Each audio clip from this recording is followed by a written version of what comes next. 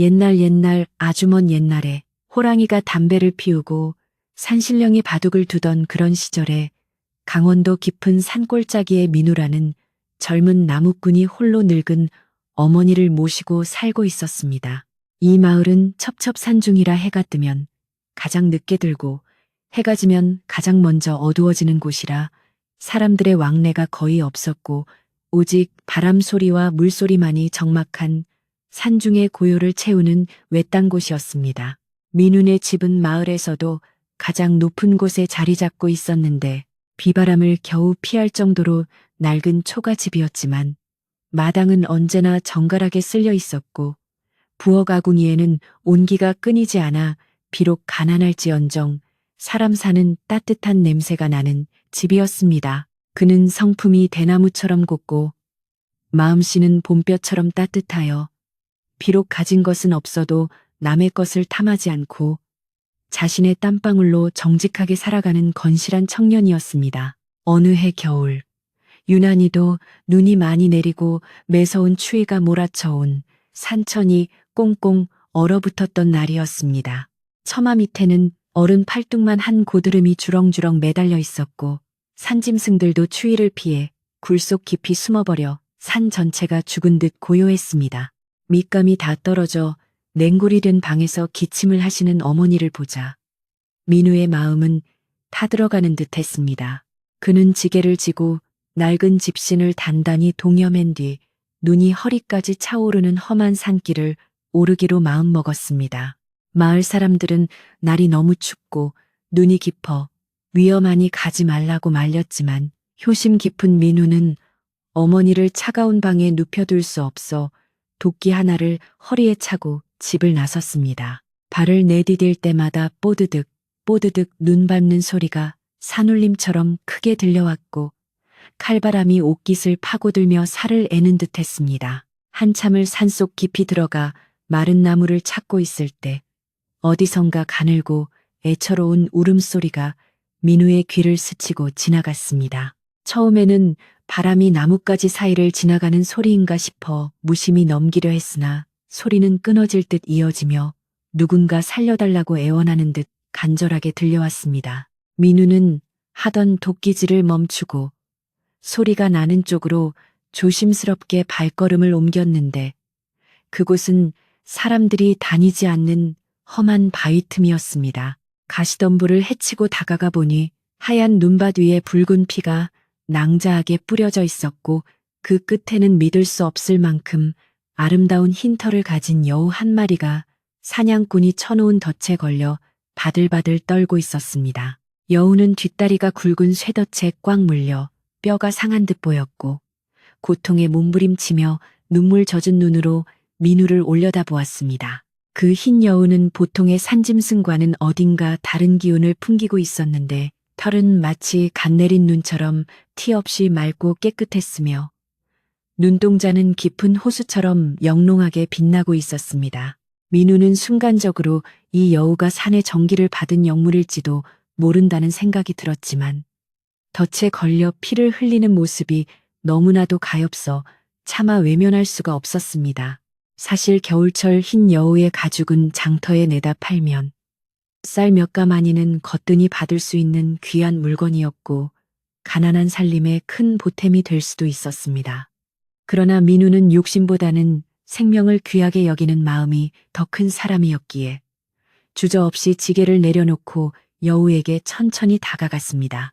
여우는 사람이 다가오자 본능적으로 두려움을 느끼고 날카로운 이빨을 드러내며 크릉하는 경계의 소리를 냈지만 더 이상 도망갈 힘도 없어 보였습니다. 민우는 여우의 눈을 가만히 들여다보며 부드럽고 낮은 목소리로 안심시키듯 말을 건넸습니다. 내가 너를 해치려는 게 아니란다. 많이 아프지? 내가 그 무거운 쇠를 풀어줄 테니 가만히 있어 보렴. 그의 목소리에는 진심 어린 걱정과 따스함이 묻어 있었고 신기하게도 여우는 그 말을 알아들은 것처럼 거칠게 몰아쉬던 숨을 점차 가라앉히며 경계를 풀었습니다. 민우는 조심스럽게 손을 뻗어 차갑게 식어버린 쇠덫을 양손으로 힘껏 벌리기 시작했습니다. 녹슨 덫은 꽤나 단단하게 조여 있어 쉽게 벌어지지 않았고 민우의 손등에도 핏줄이 설 만큼 온 힘을 다해야 했습니다. 끙하는 신음과 함께 마침내 덫이 벌어지자 여우는 고통스러운 비명을 짧게 내지르며 다리를 빼냈습니다. 상처 부위는 생각보다 깊어 뼈가 보일 정도였고 피가 멈추지 않고 계속해서 흘러내렸습니다. 민우는 자신의 저고리 안감을 망설임 없이 북 찢어내어 여우의 상처난 다리를 정성스럽게 감싸주었습니다. 차가운 눈 위에서 꽁꽁 얼어버린 손이었지만 여우를 만지는 그의 손길은 봄바람처럼 부드러웠습니다. 천으로 지혈을 하고 단단히 묶어주자 여우는 그제야 안도한 듯 긴 숨을 내쉬며 민우의 손등을 혀로 핥아주었습니다. 그 까끌까끌하면서도 따뜻한 감촉에 민우는 옅은 미소를 지으며 여우의 머리를 쓰다듬어 주었습니다. 이제 되었다. 어서 가서 상처를 치료하고 다시는 이런 덫에 걸리지 말거라. 내 어미가 기다리겠다. 민우가 길을 터주자 여우는 절뚝거리며 몇 발자국을 떼어놓더니 숲으로 사라지기 전에 다시 한번 뒤를 돌아 민우를 빤히 쳐다보았습니다. 그 눈빛은 마치 사람처럼 감정을 담고 있었고 은혜를 잊지 않겠다는 듯 깊은 여운을 남기고는 하얀 눈보라 속으로 호련히 사라졌습니다. 그날 민우는 여우를 구하느라 시간을 많이 지체하여 나무를 평소보다 많이 하지 못하고 산을 내려와야 했습니다. 빈지게가 가벼웠지만 그의 마음만은 그 어느 때보다 묵직하고 따뜻한 기운으로 가득 차 있었습니다. 집에 돌아오니 어머니는 걱정스러운 얼굴로 아들을 맞이했고 민우는 산에서 있었던 일을 자세히 이야기하는 대신 그저 눈이 깊어 나무를 많이 못했다고 둘러대며 어머니를 안심시켰습니다. 그날 밤 민우는 잠자리에 누워서도 낮에 만난 흰 여우의 신비로운 눈빛이 자꾸만 떠올라 쉬이 잠들지 못했습니다. 창호지 문 밖에는 윙윙거리는 바람 소리가 요란했지만 민우의 머릿속에는 눈밭 위에 남겨진 붉은 핏자국과 자신을 바라보던 그 애틋한 눈망울이 선명하게 남아 있었습니다. 그는 그 여우가 부디 무사히 겨울을 나기를 마음속으로 빌며 깊은 잠에 빠져들었습니다. 시간은 물처럼 흘러 그 혹독했던 겨울도 지나가고 산골 마을에도 따스한 봄 기운이 스며들기 시작했습니다. 얼음이 녹은 계곡물은 경쾌한 소리를 내며 흐르고 앙상했던 나뭇가지에는 연초록색 새순이 돋아나며 생명의 기운을 뿜어냈습니다. 민운의 집마당 한 구석에 있는 늙은 살구나무에도 분홍빛 꽃망울이 맺히기 시작했고 겨우내 기침으로 고생하던 어머니의 병세도 날씨가 풀리면서 조금씩 호전되어 가고 있었습니다. 민우는 부지런히 밭을 갈고 씨를 뿌리며 다가올 농사 준비에 여념이 없었고 가끔 산을 오를 때면 혹시나 그 흰 여우를 다시 볼 수 있을까 주위를 두리번거렸지만 그 이후로는 그림자조차 볼 수 없었습니다. 그렇게 여우에 대한 기억이 희미해질 무렵 마을 사람들도 잊고 지내던 보름달이 유난히 밝게 뜬 어느 봄날 밤이었습니다. 그날 밤은 산속의 밤치고는 묘하게 바람이 잠잠하고 달빛이 마치 대낮처럼 환하게 비추어 마당의 모래알까지 셀 수 있을 정도로 밝았습니다. 민우는 저녁상을 물리고 어머니의 어깨를 주물러 들인 뒤 샘마루에 앉아 집신을 삼고 있었습니다. 사방은 쥐 죽은 듯 고요했고 가끔 풀벌레 우는 소리만이 들려올 뿐이었는데 갑자기 살인문 쪽에서 인기척이 느껴졌습니다. 산짐승이 내려왔나 싶어 고개를 들어보니 짐승의 발소리가 아니라 사박사박 낙엽을 밟는 사람의 발소리였습니다. 이 깊은 산골에 그것도 늦은 밤에 찾아올 사람이 없기에 민우는 고개를 갸웃거리며 손에 쥐고 있던 짚을 내려놓았습니다. 그때 낡은 쌀이문을 조심스럽게 두드리는 소리가 톡톡 하고 들려왔습니다. 아주 조심스럽고 예의 바른 소리였습니다. 이 밤중에 니시여? 민우가 큰 소리로 묻자 문 밖에서는 잠시 침묵이 흐르더니 이내 꾀꼬리처럼 맑고 고운 여인의 목소리가 들려왔습니다. 지나가는 과객이 온대 날은 저물고 길을 잃어 하룻밤 묵어가기를 청하고자 합니다. 민우는 자신의 귀를 의심했습니다. 거칠고 투박한 산골 아낙네의 목소리가 아니라 마치 한양의 양반집 교수나 솜씨 좋은 기생처럼 세련되고 부드러운 목소리였기 때문입니다. 민우는 황급히 일어나 옷매무새를 다듬고 살인문으로 달려나가 문을 활짝 열었습니다. 그리고 그곳에는 달빛을 등지고 서 있는 한 여인이 있었는데 그녀를 본 순간 민우는 숨이 턱 막히는 듯한 충격을 받았습니다. 세상 사람 같지 않은 그림에서나 볼 법한 절세의 미인이 그곳에 서 있었기 때문입니다. 그 여인은 눈처럼 하얀 소복을 입고 있었는데 옷감은 낡았지만 그 자태는 고귀해 보였고 얼굴은 달덩이처럼 희고 고와서 어둠 속에서도 스스로 빛을 내는 듯 했습니다. 긴 머리카락은 칠흑처럼 검어 허리까지 내려왔고 눈매는 가늘고 길었으며 눈동자는 물기를 머금은 듯 촉촉하게 빛나고 있었습니다. 그녀는 민우를 보자 다소곳이 고개를 숙이며 인사를 건넸습니다. 놀라게 해드려 송구합니다. 산 너머 친척 집을 찾아가다 그만 날이 저물고 길을 잃어버렸습니다. 산짐승 소리가 무서워인가 불빛만 보고 무작정 찾아왔으니 부디 하룻밤만 재워주신다면 그 은혜는 잊지 않겠습니다. 그녀의 말투는 공손하면서도 어딘가 거절할 수 없는 힘이 실려 있었고 하얀 얼굴에 서린 곤란한 표정은 보는 사람의 마음을 한없이 약하게 만들었습니다. 민우는 잠시 멍하니 그녀를 바라보다가 정신을 차리고 더듬거리며 말했습니다. 아, 네, 누추한 곳이지만 산속 밤길은 위험하니 어찌 그냥 가시라 하겠습니까? 들어오시지요. 그는 평생 여인이라곤 어머니와 마을의 억척스러운 아지매들만 보고 자란 터라 이렇게 고운 여인 앞에서는 손을 어디다 두어야 할지 모를 정도로 당황스러웠습니다. 여인은 감사하다는 말을 몇 번이나 하며 살인문을 넘어 마당으로 들어섰습니다. 그녀가 걸을 때마다 은은한 꽃향기인지 아니면 맑은 숲내음인지 알 수 없는 향긋한 냄새가 바람을 타고 민우의 코끝을 스쳤습니다. 그 향기는 민우의 마음을 몽롱하게 만들었고 마치 꿈속을 걷는 듯한 기분에 빠지게 했습니다. 마당에 들어선 그녀는 낡은 초가집을 한번 쓱 훑어보았는데 그 눈빛에는 묘한 그리움과 반가움이 서려 있는 듯 했습니다. 방 안에 있던 어머니는 밖에서 들리는 낯선 여인의 목소리에 방문을 열고 내다보았습니다. 누구냐? 이 밤중에 손님이 오셨느냐? 어머니의 물음에 민우는 급히 여인을 어머니에게 소개했습니다. 예, 어머니, 길을 잃은 처자인데 하룻밤 재워달라고 합니다.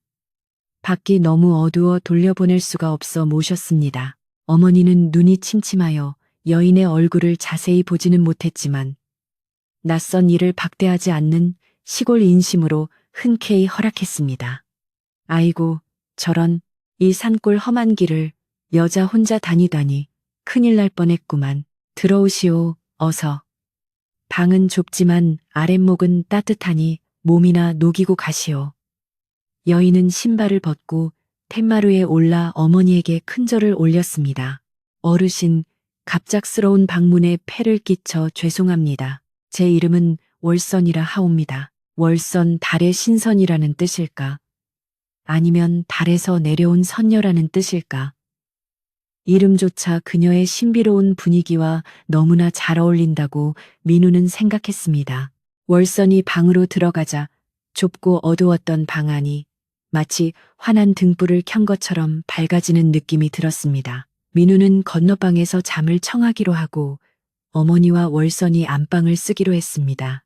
월선은 얌전히 앉아 있다가 어머니의 붓고 아픈 다리를 보더니 주저없이 다가가 고운 손길로 주물러 드리기 시작했습니다. 어르신, 다리가 많이 편치 않으신가 봅니다.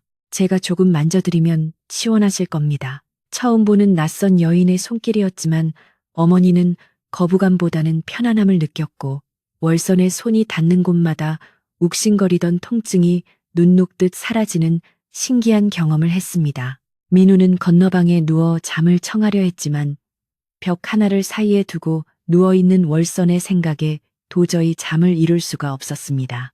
아까 스쳤던 그 향기가 아직도 코끝에 남아있는 것 같았고 달빛을 받아 하얗게 빛나던 그녀의 얼굴이 눈앞에 아른거렸습니다. 무엇보다 기이한 것은 그녀를 처음 보았을 때 느꼈던 그 익숙한 느낌이었습니다. 어디선가 본 듯한 눈매, 사람을 꿰뚫어 보는 듯하면서도 따뜻함이 서린 그 눈빛이 지난 겨울 산에서 만났던 그 흰 여우와 겹쳐 보였기 때문입니다. 설마 하며 고개를 저었지만 산골짜기 전설 속에나 나오는 이야기가 현실이 될 리 없다고 스스로를 다독였습니다. 그러나 창호지 문에 비친 달 그림자는 바람에 흔들리며 마치 여우의 꼬리처럼 살랑거리는 듯 했습니다. 다음 날 아침, 민우는 평소보다 일찍 눈을 떴습니다. 부엌에서 들려오는 달그락거리는 소리와 구수한 밤 냄새가 그의 코를 자극했기 때문입니다. 급히 밖으로 나가보니 월선이 벌써 일어나 부엌에서 아침상을 차리고 있었습니다. 그녀는 어젯밤에 그 고운 옷 대신 민우의 어머니가 입던 헌옷으로 갈아입고 머리를 단정하게 묶은 채 분주하게 움직이고 있었습니다. 낡은 옷을 입었음에도 그녀의 미모는 가려지지 않았고 오히려 수수한 차림새가 더 청초해 보였습니다. 도련님 일어나셨습니까? 새순물이 데워졌으니 씻고 오세요. 월선이 환하게 웃으며 말하자 민우는 멍하니 서 있다가 얼굴이 붉어져 급히 냇가로 달려갔습니다.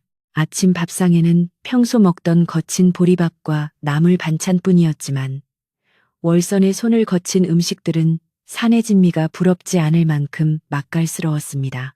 식사가 끝나고 월선이 떠날 채비를 할 줄 알았는데 그녀는 설거지를 마치고 마당을 쓸더니 민우와 어머니 앞에 앉아 조심스럽게 말을 꺼냈습니다. 사실 저는 갈 곳이 없는 처지입니다.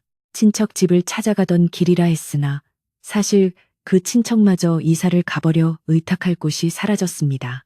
염치 없지만 저를 이 집에 머물게 해주신다면 밥값은 물론이고 어르신 병수발과 집안일을 도맡아 하며 은혜를 갚겠습니다. 제발 저를 내치지 말아 주십시오. 그녀의 눈에 그렁그렁 맺힌 눈물을 보자 어머니의 마음이 먼저 움직였습니다.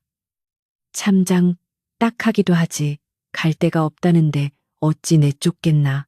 우리야 입 하나 더 늘면 힘들겠지만 자네 솜씨가 야무지니 서로 돕고 살면 되겠지. 민우 역시 내심 그녀가 떠나지 않기를 바랐기에 어머니의 결정에 조용히 고개를 끄덕였습니다. 그렇게 월선은 민우네 집 식구가 되었습니다. 그녀가 들어온 후 칙칙하던 초가집에는 눈에 띄는 변화가 생기기 시작했습니다.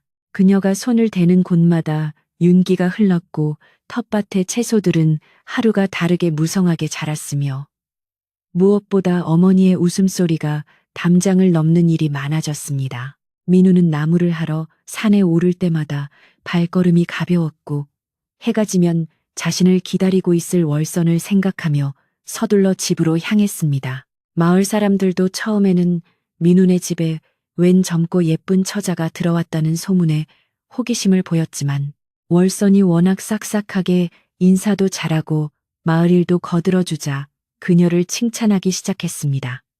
민우가 복을 받았어. 저런 며느리감 얻기가 어디 쉬운가. 마을에는 훈훈한 바람이 부는 듯 했습니다. 그러나 세상일에는 늘 호사다마라 했던가요. 너무 맑은 물에는 고기가 꼬이지 않지만 너무 고운 꽃에는 벌레가 꼬이기 마련입니다. 민우네 집에 흐르는 평온한 공기를 시샘하는 눈길이 있었으니 바로 아랫마을에 사는 칠성이라는 건달이었습니다. 그는 힘이 장사고 성격이 포악하여 마을 사람들이 모두 슬슬 피하는 인물이었는데 우연히 냇가에서 빨래하던 월선을 보고 한눈에 반해 흑심을 품게 되었습니다. 칠성은 밤마다 술에 취해 민우네 집 주위를 어슬렁거리며 월선을 훔쳐보기 시작했고 그녀가 평범한 여인이 아닐지도 모른다는 의구심을 품기 시작했습니다. 아무런 연고도 없이 산골에 나타난 절세미인. 그리고 그녀가 온 뒤로 민우네 집이 갑자기 잘 풀리기 시작한 점들이 칠성의 비틀린 심기를 건드린 것입니다. 어느 날 칠성은 주막에 앉아 술잔을 기울이며 친구들에게 은밀한 목소리로 속삭였습니다. 야, 너네 그거 아냐? 민훈의 집에 들어온 그 여자 말이야. 아무래도 사람 냄새가 안 나. 밤에 보니까 눈에서 파란불이 나오는 것 같더라니까. 산속에서 갑자기 튀어나온 게 영 찜찜해. 옛말에 여자가 갑자기 들어오면 집안이 망한다는 소리도 있잖아. 그의 말은 근거 없는 헛소리였지만 술기운과 질투심이 뒤섞여 점점 살을 붙여가며 퍼져나가기 시작했습니다. 마을 사람들 사이에서도 그러고 보니 그 여자 피부가 너무 희기네. 밤에 돌아다니는 걸 본 사람이 있다던데 하는 수군거림이 작은 불씨처럼 피어오르고 있었습니다. 평화롭던 산골 마을에 그리고 민우의 집에 서서히 먹구름이 몰려오고 있었던 것입니다. 월서는 이런 소문을 아는지 모르는지 오늘도 정성껏 저녁상을 차려놓고 살인문 앞에 서서 민우가 돌아오기만을 기다리고 있습니다. 하얀 옷자락을 바람에 날리며 서 있는 그녀의 뒷모습은 아름다우면서도 어딘가 모르게 슬프고 위태로워 보였습니다. 산 너머로 붉은 노을이 지고 어둠이 서서히 내려앉는 마을 어귀에서 민우의 지게 그림자가 길게 늘어지며 다가오고 있었습니다. 이제 곧 닥쳐올 시련을 예고라도 하듯 바람 소리가 어제와는 달리 조금 거칠게 느껴지는 저녁이었습니다. 과연 이 평온함은 언제까지 계속될 수 있을까요? 그리고 월선의 정체는 정말 무엇일까요? 산골 마을의 계절은 부지런히도 바뀌어 어느새 연두빛 새순이 짙은 초록으로 물들어가고 뻐꾸기 울음소리가 산허리를 감싸는 초여름이 찾아왔습니다. 월선이 민훈의 집 식구가 된 후로 그 집에는 마치 보이지 않는 복주머니라도 굴러들어온 듯 모든 일이 술술 풀려나가기 시작했습니다. 텃밭의 상추와 고추는 거름을 많이 주지 않아도 윤기가 자르르 흐르며 무성하게 자랐고 겨우내 비쩍 말라있던 암탉들은 알을 쑥쑥 낳아대어 부엌 살림의 큰 보탬이 되었습니다. 무엇보다 신기한 것은 월선의 바느질 솜씨였는데 그녀가 헌 옷감을 가지고 밤새 바늘을 놀리면 다음날 아침에는 새 옷처럼 매끄럽고 튼튼한 옷이 뚝딱 만들어져 있었습니다. 마을 안악들은 월선이 만든 옷을 보며 감탄을 금치 못했고 솜씨를 배우고 싶다며 하나둘 민훈의 집을 기웃거리기도 했습니다. 민우의 어머니는 하루가 다르게 혈색이 좋아져 이제는 지팡이 없이도 마당을 거닐 수 있게 되었고 그 모습을 보는 민우의 마음은 더할 나위 없이 기뻤습니다.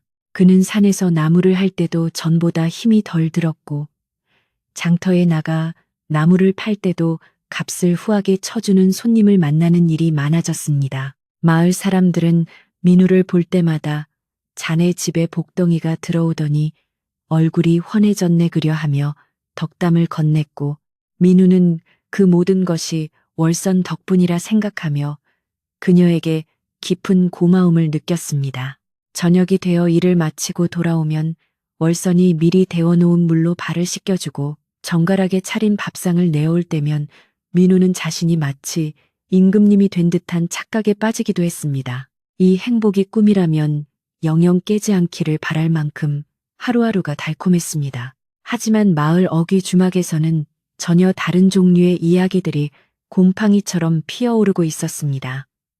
그 중심에는 민훈의 집에 흑심을 품고 있던 왈패 칠성이 있었습니다.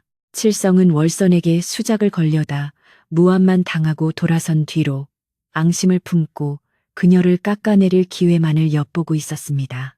어느 날 저녁 술이 거나하게 취한 칠성은 동네 건달들을 모아놓고 침을 튀기며 떠들어댔습니다. 내 말 좀 들어보라니까. 그 계집 보통 내기가 아니야.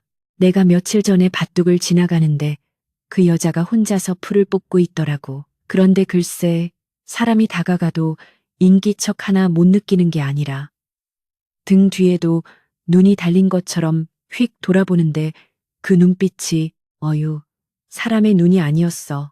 시퍼런 불꽃이 튀는 것 같았다니까. 그의 말은 과장이 섞여 있었지만 술기운에 취한 사람들의 귀에는 묘하게 솔깃하게 들렸습니다. 칠성은 거기서 멈추지 않고 더욱 자극적인 거짓말을 보태기 시작했습니다. 그리고 더 이상한 건 말이야. 그 여자 밥 먹는 꼴을 본 사람이 없어. 민훈의 식구들 밥상은 상다리가 부러지게 차리면서 정작 자기는 부엌 구석에서 맹물만 들이켜는 걸 봤다는 놈이 있어. 사람이 이슬만 먹고 사나? 그게 다속의 딴 마음을 품고 있으니까 그런 거야. 옛날 노인들 말씀에 산에서 내려온 짐승이 사람 흉내를 내면 간을 빼먹기 전까지는 곡기를 끊는다는 소리가 있지 않은가. 칠성의 이야기는 근거 없는 낭설이었지만 마을 사람들의 마음속에 잠재된 미지에 대한 두려움을 건드리는 데는 충분했습니다. 사람들은 겉으로는 에이, 설마 그 곱디고 온 처자가 하면서도 속으로는 혹시나 하는 의심의 씨앗을 품게 되었습니다. 그러던 중 마을에 흉흉한 일이 하나 발생했습니다. 아랫마을 김진산의 집에서 키우던 살이 통통하게 오른 씨암탉 한 마리가 밤사이에 감쪽같이 사라진 것입니다.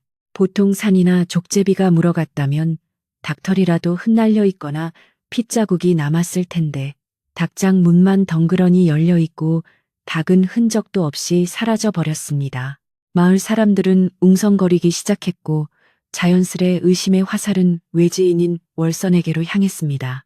칠성은 이때다 싶어 동네방네 떠들고 다녔습니다. 그것 봐, 내가 뭘 했어. 그 여자가 들어오고 나서부터 마을 꼴이 이상해진다고 했잖아. 닭 잡아가고 나면 그 다음엔 뭘 잡아가겠어? 우리 집 송아지? 아니면 갓난아이? 그의 선동에 사람들의 눈빛은 점차 두려움과 경계심으로 바뀌어 갔습니다.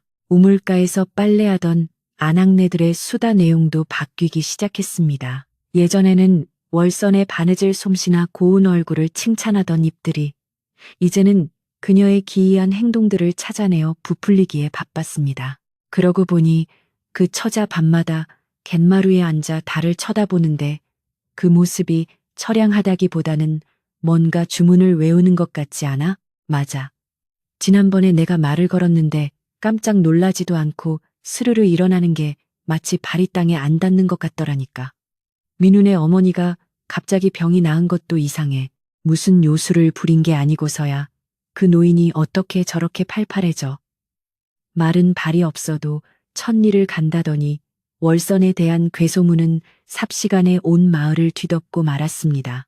이런 소문을 까맣게 모르는 민우는 여느 때처럼 산에서 나무를 하고 내려오다가 마을 입구 정자나무 아래서 쉬고 있던 마을 어르신 박영감을 만나게 되었습니다. 박영감은 이 마을에서 가장 연로하고 학식이 높아 크고 작은 대소사를 결정하는 정신적 지주 같은 존재였습니다. 그는 민우를 보자 손짓으로 불렀고 민우는 지게를 내려놓고 공손하게 인사를 올렸습니다. 박영감의 표정은 평소처럼 온화했지만 그 눈빛에는 깊은 우려가 담겨 있었습니다. 그는 공방대를 바위에 탁탁 털고는 낮은 목소리로 민우에게 말을 건넸습니다. 민우야, 요즘 집안 살림이 많이 폈다고 들었다.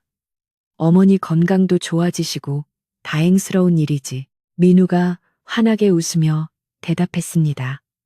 예, 어르신. 다 하늘이 도우신 덕분이고 새로 들어온 식구가 복덩이라 그렇습니다. 그러자 박영감은 잠시 침묵하더니 의미심장한 말을 던졌습니다. 복이라, 허허. 그래, 복일 수도 있지. 허나 민우야, 세상 이치라는 게 참으로 오묘하여 까닭 없이 들어온 큰 복은 때로는 큰 화를 몰고 오기도 한단다. 너무 맑은 물에는 고기가 살지 않고 너무 급하게 핀 꽃은 빨리 지는 법이야. 민우는 박영감의 말뜻을 바로 알아듣지 못해 고개를 갸웃거렸습니다. 박영감은 주위를 한번 둘러보더니 목소리를 더 낮추어 말했습니다. 마을에 도는 소문을 너도 들었느냐? 새로 온 처자에 대한 이야기가 심상치 않다. 사람들의 입방아라는 게 원래 무서운 법이지. 아니 땐 굴뚝에 연기 나랴 하는 말도 있지만 때로는 시기와 질투가 연기를 만들어내기도 하는 법이다. 네가 중심을 잘 잡아야 한다. 박영감의 충고를 듣고 집으로 돌아오는 민우의 발걸음은 천근만근 무거웠습니다. 마을 사람들이 월선을 두고 쑥덕거린다는 사실을 처음 알게 된 그는 가슴이 답답해졌습니다. 집에 도착해 마당에 들어서자 월선이 부엌에서 나와 그를 맞이했습니다. 오셨습니까? 오늘은 땀을 많이 흘리셨네요. 그녀가 건네는 시원한 냉수 한 사발을 받아 마시면서도 민우는 자기도 모르게 그녀의 얼굴을 유심히 뜯어보게 되었습니다. 티 없이 맑은 피부, 깊고 신비로운 눈동자, 그리고 어딘가 모르게 서늘한 기운, 칠성과 마을 사람들의 말이 귓가에 맴돌자 예전에는 아름답게만 보였던 그녀의 모습이 조금 낯설게 느껴지기 시작했습니다.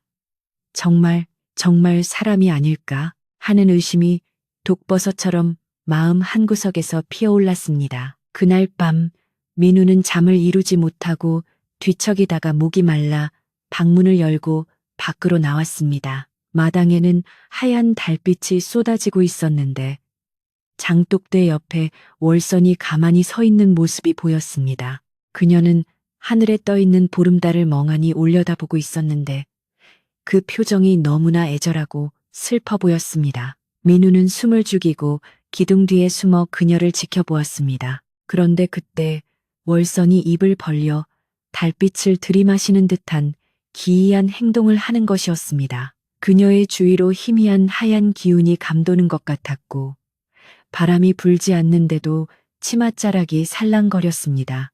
민우는 순간 등골이 오싹해짐을 느꼈습니다. 사람이 달 전기를 마신단 말인가? 민우는 자신이 본 것을 믿을 수 없어 눈을 비볐지만 월선은 여전히 그 자리에 조각상처럼 서 있었습니다. 다음 날부터 민우의 태도는 미묘하게 변했습니다. 월선에게 대놓고 묻지는 못했지만 그녀와 눈을 마주치는 것을 피했고 말수도 줄어들었습니다. 월선은 민우의 변화를 금세 알아차렸습니다. 영리하고 눈치 빠른 그녀가 집안의 감도는 차가운 기류를 모를 리 없었습니다. 그녀는 묵묵히 자신의 할 일을 다했지만 밥상머리에서 수저를 뜨는 손길은 전보다 조심스러워졌고 얼굴에는 그늘이 드리워졌습니다. 민우의 어머니조차 아들의 눈치를 보며 월선을 감싸주려 애썼지만 마을에서 들려오는 흉흉한 소문에 노모의 마음도 편치만은 않았습니다. 이웃집 떡산이네 아줌마가 마시를 왔다가 그쳐자 꼬리가 9개라면서 하고 농담처럼 던진 말에 노모의 가슴이 철렁 내려앉기도 했습니다. 칠성은 이제 더욱 노골적으로 민우네를 괴롭히기 시작했습니다. 그는 마을 청년들을 선동하여 민우네 집 근처를 배회하며 돌을 던지거나 밤중에 괴상한 소리를 질러 공포 분위기를 조성했습니다. 요물아, 썩 물러가라. 여우야, 꼬리 내놓고 도망가라. 하는 아이들의 노래까지 만들어 퍼뜨렸습니다. 민우는 화가 치밀어 칠성에게 따지러 갔지만 칠성은 오히려 뻔뻔하게 대꾸했습니다. 내가 틀린 말했냐? 우리 마을을 위해서 그러는 거다. 너야말로 그 여자한테 홀려서 제정신이 아니야. 나중에 후회하지 말고 지금이라도 내쫓아라. 칠성의 뻔뻔한 태도에 민우는 주먹을 불끈 쥐었지만 마을 사람들의 시선이 모두 자신을 비난하는 듯하여 차마 주먹을 휘두르지는 못했습니다. 그러던 어느 날 결정적인 사건이 터지고 말았습니다. 칠성이 마을 촌장님 댁 창고에 불을 지르고는 그것을 월선의 짓이라고 뒤집어 씌운 것입니다. 한밤중에 불이야 하는 소리에 마을 사람들이 잠을 깨어 뛰쳐나왔고 창고는 이미 거대한 화염에 휩싸여 있었습니다. 불을 끄기 위해 사람들이 물동이를 나르는 아수라장 속에서 칠성은 목에 핏대를 세우며 소리쳤습니다. 내가 봤어. 민훈의 집에 사는 그 여자가 불씨를 들고 여기 서성거리는 걸 내 두 눈으로 똑똑히 봤다고. 사람들은 불길의 뜨거운 열기보다 더 뜨거운 분노를 느끼며 민훈의 집 쪽을 노려보았습니다. 사실 여부를 따질 겨를도 없이 공포와 광기가 마을을 집어삼키고 있었습니다. 민훈의 집에서는 영문도 모른 채 자고 있던 식구들이 밖의 소란스러움에 놀라 깨어났습니다. 무슨 일이냐? 밖이 왜 이리 시끄러워? 어머니가 묻자 민우는 급히 옷을 챙겨 입고 밖으로 나가려 했습니다. 그때 월선이 민우의 옷자락을 잡았습니다. 그녀의 손은 얼음장처럼 차가웠고 눈에는 두려움이 가득했습니다. 도련님, 가지 마세요. 저들이 오는 소리가 들립니다. 저를 잡으러 오는 소리입니다. 그녀는 이미 모든 것을 알고 있는 듯 했습니다. 민우는 그녀의 손을 뿌리치지 못하고 잠시 망설였습니다. 밖에서는 횃불을 든 마을 사람들이 성난 파도처럼 민우네 집으로 몰려오고 있었습니다. 요물을 끌어내라, 마을에서 쫓아내자 하는 함성이 산골짜기를 쩌렁쩌렁 울렸습니다. 민우는 깊은 갈등에 빠졌습니다. 자신을 살려준 은인이자 집안을 일으켜준 월선을 믿을 것인가? 아니면 마을 사람들과 칠성의 말을 믿을 것인가? 하지만 그의 머릿속에는 지난밤 달빛 아래서 기이한 행동을 하던 월선의 모습이 자꾸만 떠올라 확신을 가질 수 없었습니다. 월선아, 네가 정말 아니지. 네가 그런 거 아니지.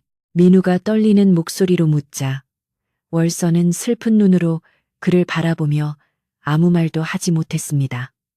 그녀의 침묵은 민우의 불안을 더욱 증폭시켰습니다.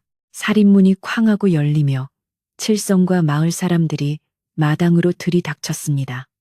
횃불의 붉은 불빛이 마당을 가득 채웠고 그림자들이 일렁이며 월선을 위협했습니다. 칠성은 몽둥이를 들고 앞장서서 소리쳤습니다. 민우야, 썩 비켜라. 저 요물이 우리 마을을 다 태워먹기 전에 결판을 내야겠다. 저 여자는 사람이 아니야. 꼬리를 감추고 사람 행세를 하는 둔갑한 여우라고. 마을 사람들도 동조하며 돌멩이를 던지기 시작했습니다. 민우는 반사적으로 월선의 앞을 가로막아 섰지만 그의 다리는 후들거리고 있었습니다. 어머니는 방 안에서 나오지도 못하고 벌벌 떨고 있었고 월선은 민우의 등 뒤에 숨어 고개를 들지 못했습니다. 칠성은 비열한 웃음을 지으며 다가왔습니다. 증거를 대라고? 좋아. 지금 당장 저 여자의 옷을 벗겨 꼬리가 있나 없나 확인해보면 될 일 아니냐. 칠성의 말은 천박하고 잔인했지만 흥분한 군중들에게는 그럴듯한 제안으로 들렸습니다. 상황은 걷잡을 수 없이 악화되었습니다. 민우는 등 뒤에서 들리는 월선의 거친 숨소리를 들으며 피가 마르는 듯한 심정이었습니다. 만약 그녀가 정말 여우라면, 만약 그녀가 정말 유물이라면 나는 어떻게 해야 하는가? 하지만 그녀가 나에게 보여준 그 따뜻한 정성과 어머니를 향한 효심은 다 가짜였을까? 민우의 마음속에서 믿음과 의심이 치열하게 싸우고 있을 때 월선이 천천히 민우의 등 뒤에서 걸어 나왔습니다. 그녀의 표정은 창백했지만 눈빛만은 횃불보다 더 강렬하게 빛나고 있었습니다. 그녀는 칠성을 똑바로 쳐다보며 조용하지만 단호한 목소리로 말했습니다. 내가 사람이 아니라면 당신들은 사람입니까? 죄 없는 사람을 몰아세우는 당신들이야말로 짐승과 다를 바가 무엇입니까? 그녀의 일갈에 잠시 정적이 흘렀습니다. 그러나 칠성은 물러서지 않았습니다. 주둥이만 살아서는 어디 한번 본색을 드러내 보시지. 칠성이 월선에게 달려들려는 찰나 갑자기 하늘에서 마른 번개가 쿠르릉하고 내리꽂혔습니다. 맑던 밤하늘에 갑자기 먹구름이 몰려오더니 세찬 바람이 불기 시작했습니다. 횃불들이 바람에 위태롭게 흔들리고 사람들은 갑작스러운 날씨 변화에 웅성거렸습니다. 이것이 하늘의 노여움인지 아니면 월선의 조화인지 알 수 없는 기이한 밤이 깊어가고 있었습니다. 민우는 본능적으로 느꼈습니다. 이제 곧 모든 진실이 드러날 시간이 다가오고 있다는 것을, 그리고 그 진실이 무엇이든 간에 오늘 밤이 지나면 다시는 예전으로 돌아갈 수 없으리라는 것을 말입니다. 마른 번개가 밤하늘을 찢을 듯한 기세로 내리꽂히자 마을 사람들은 혼비백산하여 움츠러들었습니다. 방금 전까지 기세등등하게 타오르던 횃불들이 거친 바람에 하나둘 꺼지기 시작했고 어둠이 다시 마당을 집어삼키자 사람들의 공포심은 극에 달했습니다. 칠성은 잠시 주춤했지만 이내 다시 목청을 높여 사람들을 선동하기 시작했습니다. 보아라, 하늘도 노하여 천벌을 내리려는 것이다. 저 요망한 것이 유수를 부려 비바람을 부르고 있다. 지금 당장 처단하지 않으면 우리 마을 전체가 저것의 소나기에 놀아나고 말 것이다. 그의 목소리는 천둥 소리에 묻힐 듯 위태로웠지만 공포에 질린 사람들의 귀에는 마치 절대적인 명령처럼 파고들었습니다. 바람은 더욱 거세져 흙먼지가 사람들의 눈을 때렸고 마당에 서 있는 늙은 감나무가 부러질 듯 휘청거렸습니다. 민우는 거센 바람을 등지고 서서 월선을 보호하려 애썼지만 그 역시 다리가 떨리는 것은 어쩔 수 없었습니다. 등 뒤에 숨은 월선의 몸이 사시나무 떨듯 떨리고 있었고 그녀가 잡고 있는 민우의 옷자락이 팽팽하게 당겨졌습니다. 민우는 고개를 돌려 월선을 바라보았습니다. 번개 불빛에 비친 그녀의 얼굴은 핏기가 하나도 없이 창백했으나 그 눈빛만은 이상하리만큼 투명하고 깊었습니다. 월선아, 정말 네가 부른 바람이냐? 민우가 떨리는 목소리로 묻자 월선은 슬픈 표정으로 고개를 저었습니다. 도련님, 저는 재앙을 부르는 요물이 아닙니다. 다만 저들의 살기가 하늘을 자극하여 워즘 비가 내리려는 것일 뿐입니다. 그녀의 목소리는 바람 소리에 묻혀 희미했지만 민우의 가슴에는 또렷하게 박혔습니다. 하지만 사람들은 이미 이성을 잃고 돌멩이를 쥐어들기 시작했습니다. 그때 마을 입구 쪽에서 다급한 발소리와 함께 누군가가 뛰어들어왔습니다. 큰일 났소. 불길이 마을 제당 쪽으로 번지고 있소. 바람이 너무 세서 불을 잡을 수가 없어. 그 소리에 사람들의 얼굴이 사색이 되었습니다.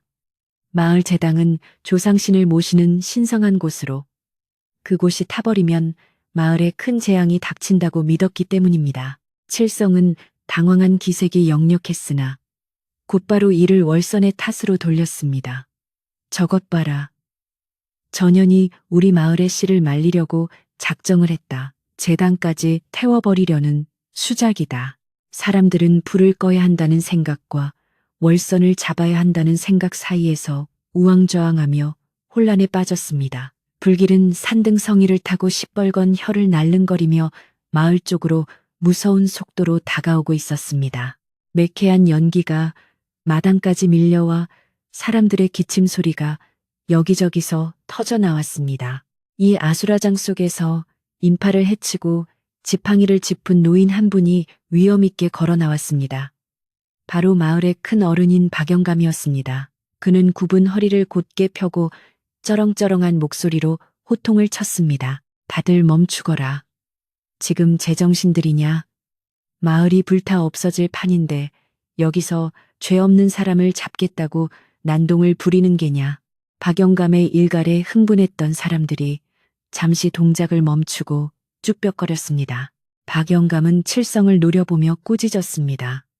칠성이 내 이놈, 네가 촌장댁 창고에 불이 났다고 사람들을 끌고 오더니 이제는 제당까지 태워먹을 셈이냐? 요물을 잡는 게 급하냐? 불을 끄는 게 급하냐? 칠성은 박영감의 기세에 눌려 뒷걸음질 쳤지만 여전히 억울하다는 표정으로 대들었습니다. 영감님, 저 여자가 범인이라니까요. 저 여자를 족치면 불도 꺼질 겁니다. 박영감은 혀를 차며 민우와 월선 쪽으로 시선을 돌렸습니다. 그의 눈길은 날카로우면서도 깊은 지혜를 담고 있어 마치 월선의 속을 꿰뚫어 보는 듯 했습니다. 민우야, 그리고 아가, 내 말이 들리느냐? 지금 마을 사람들의 의심이 하늘을 찌르고 있다. 이것을 잠재우려면 명백한 증거가 필요하다. 허나 지금은 시시비비를 가릴 때가 아니다. 불부터 꺼야 한다. 박영감의 말은 지당했으나 이미 광기에 사로잡힌 칠성과 추종자들은 물러설 기미가 보이지 않았습니다. 안 됩니다. 저 여자를 놔두고 가면 등 뒤에서 무슨 짓을 할지 모릅니다. 여기서 결판을 내야 합니다. 칠성이 다시 선동하자 몇몇 청년들이 몽둥이를 고쳐주며 위협적으로 다가왔습니다. 상황은 다시 일촉즉발의 위기로 치달았고 민우는 식은땀을 흘리며 박영감과 칠성 사이를 번갈아 보았습니다. 그때 방 안에 숨어있던 민우의 어머니가 방문을 벌컥 열고 비틀거리는 걸음으로 뛰쳐나왔습니다. 내 며느리 건드리지 마라. 이 천하의 몹쓸 놈들아. 노무는 아픈 몸을 이끌고 맨발로 마당에 내려와 월선의 앞을 막아섰습니다. 지난 몇 달간 내 병수발을 들고 우리 집을 일으킨 아이다. 요물이라면 내 간을 빼먹었지 어찌 나를 살려냈겠느냐. 너희가 사람이면 은혜를 알아야지. 어찌 죄 없는 아이를 몰아세우느냐. 어머니의 절규에 사람들은 숙연해졌지만 칠성은 오히려 코웃음을 쳤습니다. 할망구도 저 여자한테 홀려서 헛소리를 하는구먼. 비켜요. 다치기 싫으면. 칠성이 노모를 거칠게 밀치려 하자 민우는 이성을 잃고 칠성의 멱살을 잡았습니다. 이 자식이 우리 어머니 몸에 손대면 가만두지 않겠다. 두 사람의 몸싸움이 시작되려는 찰나 월선이 민우의 손을 잡아 제지했습니다. 월선의 손길은 여전히 차가웠지만 그 힘은 놀라울 정도로 강했습니다. 흥분한 장정인 민우가 꼼짝도 못할 정도의 악력이었습니다. 민우가 놀라서 돌아보자 월선은 그 어느 때보다 차분하고 서늘한 표정으로 칠성을 응시하고 있었습니다. 그만두세요, 도련님. 싸움은 불을 끄지 못합니다. 그녀의 목소리에는 기이한 울림이 있어 듣는 사람의 머릿속을 쨍하게 울렸습니다. 월선은 천천히 걸어 나와 마당 한가운데 섰습니다. 바람이 그녀의 하얀 소복을 미친 듯이 휘날리게 했고 칠흑 같은 머리카락이 공중으로 솟구쳤습니다. 그 모습은 마치 춤을 추는 무당 같기도 하고 강림한 신녀 같기도 하여 사람들은 기에 눌려 뒷걸음질 쳤습니다. 칠성조차 몽둥이를 든 손을 떨며 주춤했습니다. 저것 봐. 본색을 드러낸다. 월선은 하늘을 올려다 보았습니다. 먹구름 사이로 붉은 화마가 산을 집어삼키는 모습이 보였습니다. 이대로 두면 마을은 잿더미가 될 것이고 자신을 받아준 민훈의 집도 무사하지 못할 것이었습니다. 그녀는 결심을 굳힌 듯 입술을 깨물었습니다. 자신의 정체를 드러내면 이곳에서 더 이상 살 수 없게 될지도 모릅니다. 하지만 은혜를 입은 몸으로 마을이 불타는 것을 보고만 있을 수는 없었습니다. 그것이 비록 자신을 죽이려 하는 사람들의 마을이라 할지라도 민우와 어머니가 사는 곳이기에 지켜야만 했습니다. 월선은 민우를 향해 희미한 미소를 지어 보였습니다. 그 미소는 작별 인사인 듯 애틋하고 서글퍼서 민우의 가슴을 쿵 내려앉게 만들었습니다. 도련님, 약속 하나만 해주세요. 제가 무엇을 하든 놀라지 말고 저를 믿어주세요. 민우는 멍하니 고개를 끄덕였습니다. 월선은 다시 마을 사람들을 향해 돌아섰습니다. 그녀의 눈동자가 점차 푸른빛으로 빛나기 시작했습니다. 당신들이 나를 요물이라 부르니 그 요물의 힘으로 불을 꺼드리리다. 하지만 기억하시오. 이것은 요술이 아니라 간절한 염원이 하늘에 닿는 것임을. 월선이 두 팔을 벌리고 하늘을 향해 긴 숨을 들이마시자 주변의 공기가 순식간에 차가워졌습니다. 마치 겨울산에 냉기가 몰려오는 듯했습니다. 사람들은 추위에 몸을 떨며 서로를 끌어안았습니다. 칠성은 수작 부리지 마 라고 소리치며 돌을 던졌지만 돌은 월선의 몸에 닿기도 전에 보이지 않는 벽에 부딪힌 듯 튕겨 나갔습니다. 그 기이한 광경에 칠성은 입을 떡 벌리고 주저앉았습니다. 월선의 몸에서 하얀 김이 모락모락 피어오르더니 이내 짙은 안개가 되어 마당을 가득 채웠습니다. 안개 속에서 그녀의 그림자가 길게 늘어졌는데 사람들은 경악을 금치 못했습니다. 달빛에 비친 그림자가 하나가 아니라 여러 갈래로 갈라져 춤을 추고 있었기 때문입니다. 꼬리다. 꼬리가 9개야. 누군가 비명을 질렀고 사람들은 공포에 질려 바닥에 납작 엎드렸습니다. 민우 역시 그 그림자를 보았습니다. 분명 여우의 꼬리 형상이었습니다. 그러나 민우는 도망치지 않았습니다. 지난 겨울 덫에 걸려 피 흘리던 그 흰 여우의 애처로운 눈빛이 떠올랐기 때문입니다. 그랬구나. 정말 너였구나. 민우의 마음속에는 두려움보다 안도감과 연민이 먼저 차올랐습니다. 그녀가 사람이 아니라는 사실보다 그녀가 자신을 찾아온 이유가 은혜를 갚기 위해서였다는 사실이 더 크게 다가왔습니다. 월서는 이제 인간의 모습을 유지하는 것조차 힘겨워 보였습니다. 식은 땀이 비 오듯 흘러내렸고 얼굴은 투명해질 정도로 하얗게 변했습니다. 그녀는 품속에서 작고 영롱한 구슬 하나를 꺼내 들었습니다. 여우 구슬이었습니다. 그 구슬은 달빛을 받아 신비로운 푸른 빛을 발산하고 있었는데 월서는 그 구슬을 입에 물고 하늘을 향해 고개를 젖혔습니다. 그러자 믿을 수 없는 일이 벌어졌습니다. 구슬에서 뿜어져 나온 푸른 빗줄기가 하늘로 솟구치더니 검은 먹구름을 소용돌이치게 만들었습니다. 거센 바람의 방향이 바뀌기 시작했습니다. 불길을 마을로 몰고 오던 바람이 멈추고 반대로 산 정상 쪽으로, 불이 탈 것이 없는 바위산 쪽으로 바람이 역류하기 시작한 것입니다. 바람이 바뀌었다. 박영감이 놀라움에 찬 목소리로 외쳤습니다. 사람들은 고개를 들어 하늘과 산을 번갈아 보았습니다. 맹렬하던 불길이 바람의 방향이 바뀌자 기세가 꺾이기 시작했습니다. 게다가 하늘에서는 굵은 빗방울이 후두둑 떨어지기 시작했습니다. 마른 번개만 치던 하늘에서 기적처럼 단비가 쏟아지는 것이었습니다. 빗줄기는 점점 굵어져 소나기가 되었고 타오르던 불길 위로 쏟아져 내렸습니다. 치익 하는 소리와 함께 흰 연기가 산을 뒤덮었고 붉은 화만은 점차 사그라들었습니다. 마을 사람들은 빗물에 젖은 채 넋을 잃고 그 광경을 바라보았습니다. 이것은 인간의 힘으로는 도저히 할 수 없는 신묘한 조화였습니다. 월서는 비틀거리며 중심을 잡지 못하고 쓰러질 듯 했습니다. 구슬의 힘을 너무 많이 쓴 탓에 기력이 쇠한 것이었습니다. 민우가 달려가 그녀를 부축했습니다. 월서나, 정신 차려라. 민우의 품에 안긴 월서는 가쁜 숨을 몰아쉬며 힘겹게 눈을 떴습니다. 그녀의 눈동자는 다시 검은색으로 돌아와 있었지만 초점이 흐릿했습니다. 도련님, 불이 꺼졌나요? 그녀의 첫마디는 자신의 안위가 아닌 마을의 안전을 묻는 말이었습니다. 민우는 울컥 치미는 감정을 억누르며 고개를 끄덕였습니다. 그래, 꺼졌다. 네가 껐어. 네가 우리 모두를 살렸다. 빗물과 섞인 민우의 눈물이 월선의 뺨 위로 떨어졌습니다. 그때 칠성이 정신을 차리고 다시 악을 쓰기 시작했습니다.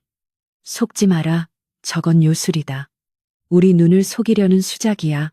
비가 오는 틈을 타서 도망가려는 거라고. 하지만 이번에는 아무도 칠성의 말에 동조하지 않았습니다. 사람들은 바보가 아니었습니다. 자신들을 죽이려던 불길을 막아주고 가뭄 끝에 단비를 내려준 것이 누구인지 똑똑히 보았기 때문입니다. 박영감이 지팡이로 바닥을 내리치며 칠성을 꾸짖었습니다. 닥치거라. 내 놈 눈에는 저 비가 요술로 보이느냐. 하늘이 도우신 게야. 저 처자가 하늘에 빌어 비를 부른 게란 말이다. 은혜를 원수로 갚으려 하는 내 놈이야말로 짐승만도 못한 놈이다. 박영감의 호통에 마을 사람들도 하나둘 고개를 끄덕이며 칠성을 비난하는 눈빛으로 바라보았습니다. 비는 계속해서 쏟아졌고 산불은 완전히 잡혔습니다. 마을은 잿더미가 될 위기에서 벗어났지만 민운의 마당에는 무거운 침묵이 감돌았습니다. 월선이 여우라는 사실, 혹은 보통 사람이 아니라는 사실은 이제 공공연한 비밀이 되었습니다. 민우는 축 늘어진 월선을 안고 사람들을 둘러보았습니다. 그의 눈빛은 단호했습니다. 이 사람은 제 식구입니다. 사람이든 여우든 저를 살리고 어머니를 살리고 마을을 살린 은인입니다. 누구든 이 사람에게 손끝 하나라도 된다면 제가 가만히 있지 않겠습니다. 민우의 결연한 모습에 사람들은 고개를 숙였습니다. 그러나 월선은 민우의 옷깃을 잡으며 힘없이 고개를 저었습니다. 그녀는 알고 있었습니다. 정체가 드러난 이상 더 이상 이곳에 머물 수 없다는 것을. 칠성은 분을 이기지 못하고 씩씩거리며 물러났지만 그의 눈에는 여전히 도끼가 서려 있었습니다. 그는 빗속으로 사라지며 중얼거렸습니다. 두고 보자. 내가 반드시 관가에 고발해서 요물을 처단하고 말 테다. 칠성이 사라진 뒤 박영감은 민우에게 다가와 조용히 말했습니다. 민우야, 일단 방으로 들이거라. 몸이 많이 상한 듯하다. 날이 밝으면 다시 이야기하자꾸나. 사람들은 하나둘 흩어졌고 민우는 월선을 안고 방으로 들어갔습니다. 젖은 옷을 갈아입히고 아랫목에 눕혔지만 월선의 몸은 불덩이처럼 뜨거웠습니다. 그녀는 헛소리를 하며 앓기 시작했습니다. 산으로 돌아가야 해. 덫이 아파. 밤은 깊어가고 빗소리는 그칠 줄 몰랐습니다. 민우는 수건에 물을 적셔 월선의 이마를 닦아주며 밤새 그녀의 곁을 지켰습니다. 어머니도 걱정스러운 얼굴로 머리맡에 앉아 묵주를 돌리며 기도를 올렸습니다. 창호지 문 밖에는 아직도 빗줄기가 세차게 들이치고 있었고 촛불은 바람에 위태롭게 흔들렸습니다. 민우는 월선의 창백한 얼굴을 내려다보며 생각에 잠겼습니다. 내일 날이 밝으면 마을 사람들은 어떻게 나올까? 칠성이 관군을 끌고 오면 어떡하지? 온갖 걱정이 꼬리에 꼬리를 물었지만 지금 할 수 있는 것은 오직 이 가련한 여인을 지키는 것뿐이었습니다. 여우면 어떻고 사람이면 어떠한가. 내게는 그저 고맙고 소중한 사람인 것을. 그때 알아누웠던 월선이 번쩍 눈을 떴습니다.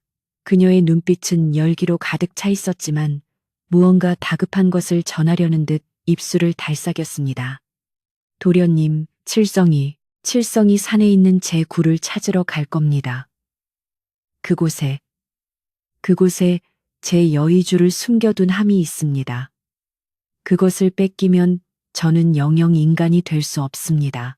월선의 말은 충격적이었습니다. 그녀가 완전한 인간이 되기 위해 수행 중이었다는 사실, 그리고 칠성이 아직 포기하지 않았다는 사실.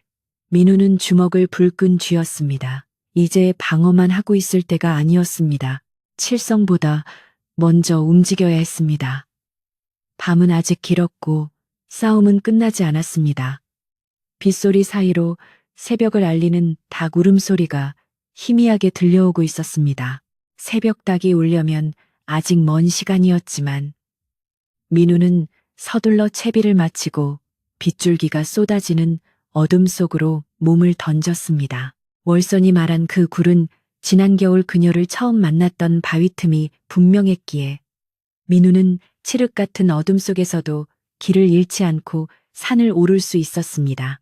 비는 그칠 기미를 보이지 않고 억수같이 퍼부어 앞을 분간하기 힘들게 만들었지만 민우의 마음속에 타오르는 다급함은 빗줄기조차 식힐 수 없었습니다.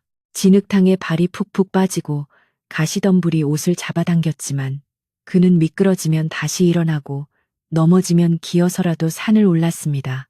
칠성이 정말 그곳에 갔다면, 그리고 그가 월선의 소중한 물건에 손을 댄다면 돌이킬 수 없는 일이 벌어질 것이라는 불길한 예감이 그의 등을 떠밀었습니다. 한편 욕심에 눈이 먼 칠성은 민우보다 한 발 앞서 산을 헤매고 있었습니다. 그는 마을에서 쫓겨나듯 도망쳤지만 이대로 물러설 수 없다는 오기와 월선이 숨겨둔 보물이 있을 것이라는 탐욕에 사로잡혀 있었습니다. 여우가 둔갑을 하려면 여의주가 있어야 한다지? 그게 있으면 나도 팔자를 고칠 수 있어. 칠성은 비를 맞으며 미친 사람처럼 중얼거렸습니다. 그는 번개가 칠 때마다 번쩍이는 산새를 살피며 사람들이 잘 가지 않는 험한 바위 틈을 찾아다녔습니다. 그의 눈은 이미 이성이 마비되어 짐승의 그것처럼 번들거리고 있었고 머릿속에는 오직 금은 보화와 복수에 대한 생각만이 가득 차 있었습니다. 그는 자신의 행동이 얼마나 위험한 짓인지, 그리고 산신령이 지켜보는 신성한 곳을 더럽히는 짓인지 깨닫지 못하고 있었습니다. 민우가 숨을 헐떡이며 바위산 중턱에 도착했을 때 멀리서 희미한 불빛이 반짝이는 것이 보였습니다. 칠성이 들고 온 호롱불이 바람에 위태롭게 흔들리고 있었습니다. 민우는 소리를 죽이고 바짝 엎드려 그쪽으로 다가갔습니다. 예상대로 칠성은 커다란 바위 아래 뚫린 좁은 굴 입구에서 무언가를 열심히 파헤치고 있었습니다. 이 근처가 분명한데 그 여우년이 어디다 숨겨뒀을까? 칠성은 흙투성이가 된 손으로 돌무더기를 치우며 욕설을 내뱉고 있었습니다. 민우는 당장이라도 달려가 그를 막고 싶었지만 섣불리 움직였다가는 오히려 칠성을 자극하여 그가 굴 안으로 들어가 버리거나 물건을 훼손할까봐 숨을 죽이고 기회를 엿보았습니다. 얼마나 지났을까? 칠성의 곡괭이 끝에 탁 하고 둔탁한 소리가 걸렸습니다. 칠성은 환호성을 지르며 흙을 미친 듯이 파헤쳤고 이내 낡은 나무 상자 하나를 꺼내 들었습니다. 찾았다. 찾았어. 이게 바로 그 여우 구슬이 든 상자구나. 칠성이 상자를 열려고 하는 순간 민우가 바위 뒤에서 뛰쳐나오며 소리쳤습니다. 그 손 떼지 못해 남의 물건에 손을 대다니. 내 놈이 정령 천벌을 받고 싶은 게냐. 갑작스러운 민우의 등장에 칠성은 흠칫 놀라 뒷걸음질 쳤지만 곧바로 상자를 가슴에 품으며 비릿한 웃음을 지었습니다. 하하하, 민우 내 놈이 여기까지 따라올 줄은 몰랐구나. 하지만 늦었어. 이 보물은 이제 내 거야. 이걸 팔아서 나는 떵떵거리고 살 거다. 민우는 빗물을 닦아내며 칠성에게 천천히 다가갔습니다. 그건 보물이 아니다. 그 여인의 목숨과도 같은 물건이야. 내 욕심 때문에 죄 없는 생명이 다치게 둘 순 없다. 어서 이리 내놔라. 민우의 목소리는 낮지만 단단했습니다. 그러나 칠성은 오히려 눈을 부라리며 으름장을 놓았습니다. 웃기지 마라. 유물편을 드는 놈이 무슨 헛소리냐. 가까이 오면 이 상자를 절벽 아래로 던져버리겠다. 칠성은 벼랑 끝으로 물러서며 민우를 협박했습니다. 발 아래는 낭떠러지였고 빗물에 젖은 바위는 미끄러웠습니다. 자칫하면 상자뿐만 아니라 칠성까지 위험해질 수 있는 상황이었습니다. 민우는 주춤하며 멈춰 설 수밖에 없었습니다. 그때였습니다. 칠성이 품에 안은 상자 뚜껑이 덜컥 열리더니 그 안에서 눈부신 푸른 빛이 뿜어져 나왔습니다. 그 빛은 어둠을 가르고 칠성의 얼굴을 정면으로 비췄습니다. 순간 칠성은 으악, 내 눈 하며 비명을 질렀습니다. 상자 안에 들어있던 여의주가 사악한 기운을 가진 자에게 반응하여 강렬한 빛을 쏘아낸 것입니다. 칠성은 눈을 뜰 수 없는 고통과 알 수 없는 두려움에 사로잡혀 발버둥 쳤고 그 바람의 중심을 잃고 미끄러운 바위 위에서 휘청거렸습니다. 상자가 그의 손에서 떠나 공중으로 튀어올랐습니다.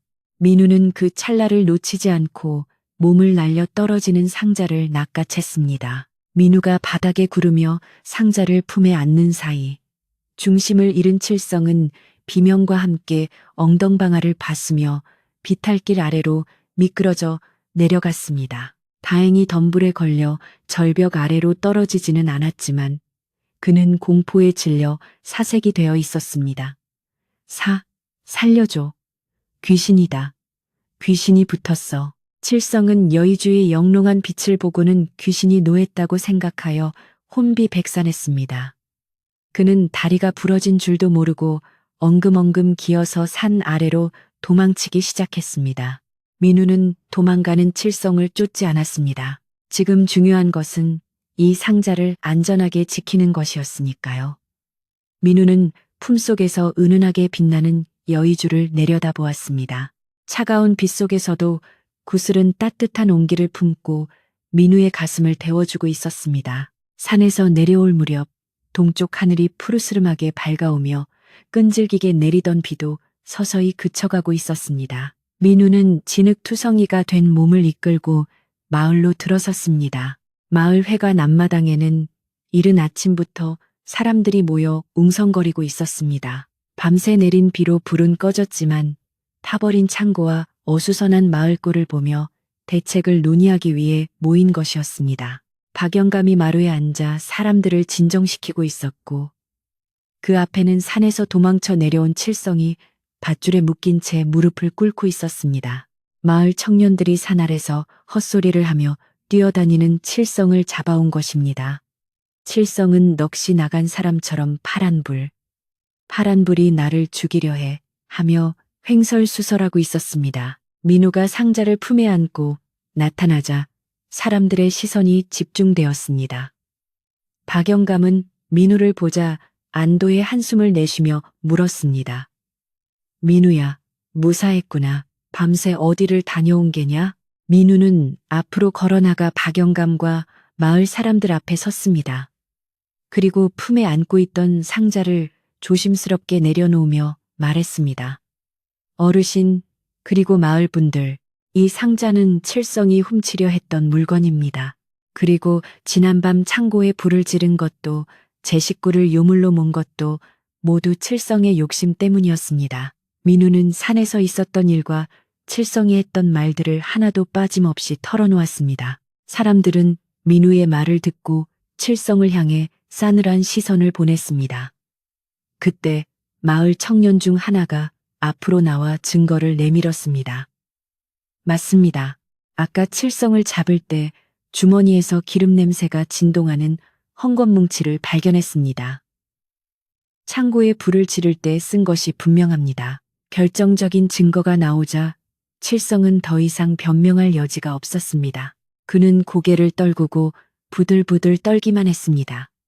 박영감은 엄한 목소리로 판결을 내렸습니다. 남의 귀한 물건을 탐하고 마을에 불을 질러 이웃을 위험에 빠뜨렸으니 그 죄가 매우 무겁다. 칠성이 너는 더 이상 우리 마을에서 살 자격이 없다. 당장 짐을 싸서 떠나거라. 다시는 우리 마을 근처에 얼씬도 하지 말라. 마을 사람들은 아무도 칠성을 동정하지 않았습니다.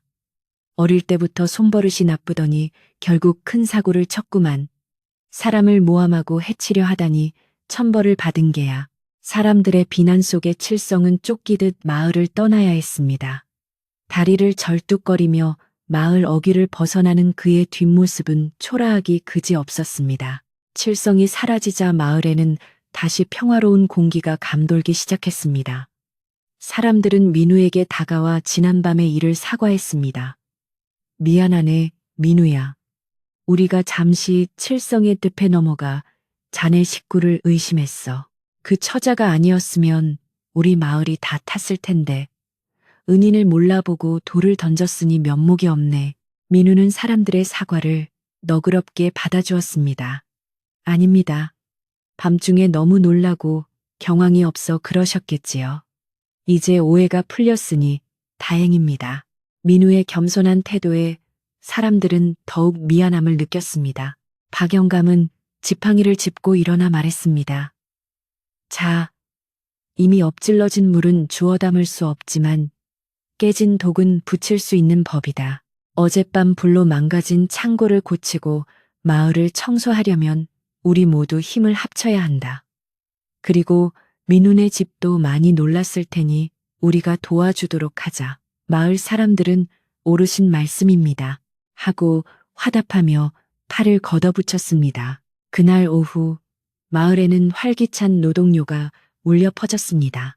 남자들은 불에 탄 창고 잔해를 치우고 나무를 베어와 뚝딱뚝딱 기둥을 세웠고 여자들은 마을 회관 부엌에 모여 큰 가마솥에 국밥을 끓였습니다. 고소한 국물 냄새와 밥 짓는 냄새가 마을 가득 퍼지자 지난밤의 공포와 갈등은 눈 녹듯 사라졌습니다. 민훈의 집마당에도 마을 안악들이 찾아와 어지럽혀진 살림을 정리해주고 놀란 어머니를 위해 보약을 다려주었습니다. 어르신, 저희가 생각이 짧았습니다. 며느님 솜씨가 좋다고 칭찬할 땐 언제고 흉한 소문에 귀가 얇아져서 부디 용서하세요. 안악들의 진심 어린 사과에 어머니도 마음을 풀고 엷은 미소를 지었습니다. 민우는 사람들과 함께 땀을 흘리며 일했습니다. 무너진 담장을 다시 쌓고 비바람에 쓰러진 나무를 일으켜 세우며 그는 마음속의 응어리도 함께 씻어냈습니다. 마을 사람들은 일하는 틈틈이 막걸리 한 잔을 나누며 웃음꽃을 피웠습니다. 이야, 비 온 뒤에 땅이 굳는다더니 우리 마을 인심이 더 좋아지겠어. 그러게 말일세.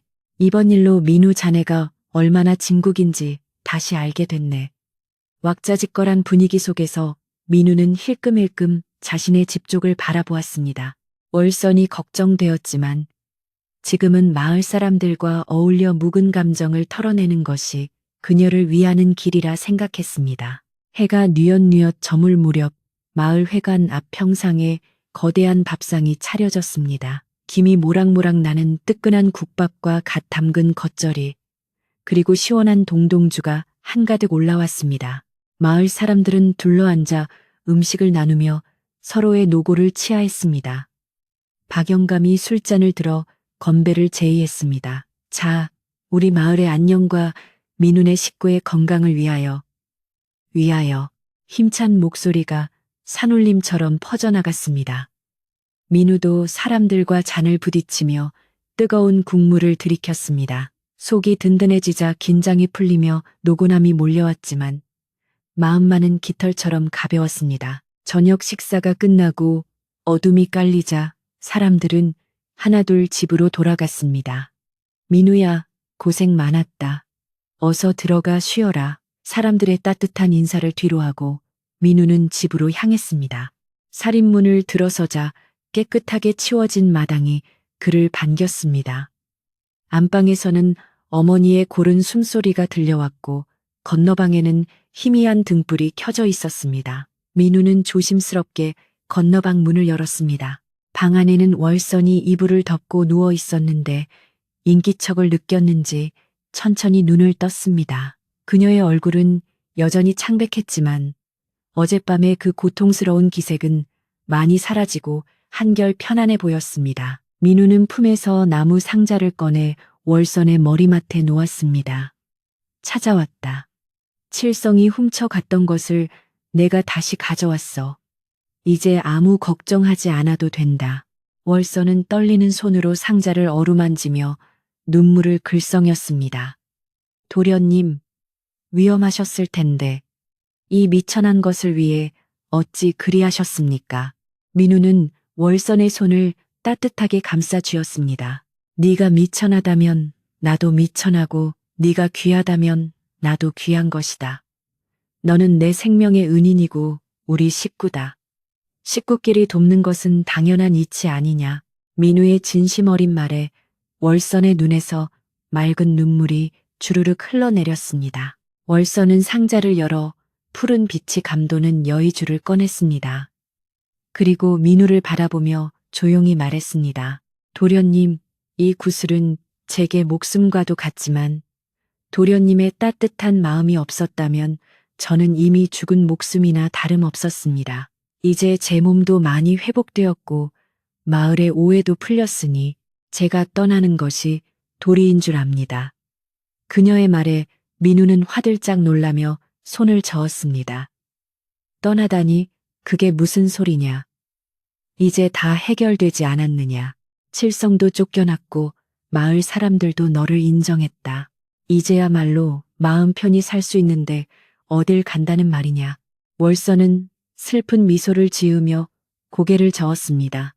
사람과 짐승은 가는 길이 다릅니다. 제가 이곳에 계속 머문다면 언젠가 또 다른 화를 부를지도 모릅니다. 도련님께 더 이상 폐를 끼치고 싶지 않습니다. 하지만 민우는 단호했습니다. 아니다. 너는 이미 사람이 된 것이나 다름없다. 겉모습이 무엇이 중요하냐.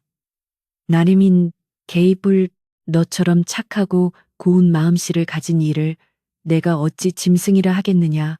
부디 가지 말라. 네가 없으면 이 집은 다시 예전처럼 차갑고 쓸쓸해질 것이다. 어머니도 너를 딸처럼 여기시는데 우리를 두고 갈 셈이냐. 민우의 간절한 호소에 월선의 마음이 흔들렸습니다. 창밖에는 둥근 보름달이 다시 떠올라 마당을 환하게 비추고 있었습니다. 비 온 뒤에 밤 공기는 맑고 상쾌했고 풀벌레 소리가 정겹게 들려왔습니다. 민우와 월선은 서로의 손을 잡은 채 한동안 말없이 앉아 있었습니다. 방 안을 가득 채운 침묵은 어색하지 않고 오히려 포근했습니다. 민우는 알고 있었습니다. 그녀가 자신을 떠나고 싶어 하지 않는다는 것을. 그리고 자신 또한 그녀 없이는 살 수 없게 되었다는 것을. 오늘 밤이 지나면 두 사람의 운명은 더욱 단단하게 묶일 것이라는 예감이 들었습니다. 달빛은 두 사람을 축복하듯 은은하게 감싸 안았고 고단했던 하루가 그렇게 저물어가고 있었습니다. 비 온 뒤에 땅이 굳어진다는 옛말처럼 그날 밤에 소동이 지나간 후 민훈의 집과 마을에는 이전보다 훨씬 단단하고 깊은 평화가 찾아왔습니다. 아침 햇살이 밤새 젖어있던 마당의 물기를 말려주듯 민우의 따뜻한 진심은 월선의 마음속에 남아있던 두려움과 망설임을 깨끗이 거두어갔습니다. 월선은 민우가 찾아다준 그 소중한 나무 상자를 장롱 깊은 곳, 누구의 손도 닿지 않는 은밀한 곳에 깊이 갈무리해 두었습니다. 이제 그녀에게 중요한 것은 여우로서의 신비한 능력을 되찾는 것이 아니라 사람의 탈을 쓰고 사람의 정을 나누며 살아가는 이 소박한 행복을 지키는 것이었기 때문입니다. 그녀는 스스로에게 다짐했습니다. 다시는 요술을 부려 세상을 놀라게 하지 않고 오직 땀 흘려 일하고 정성을 다해 섬기는 사람의 도리로만 살아가겠노라고 말입니다. 날이 밝자마자 마을 사람들은 약속이나 한 듯이 하나둘씩 연장을 챙겨들고 잿더미가 된 창고터로 모여들었습니다.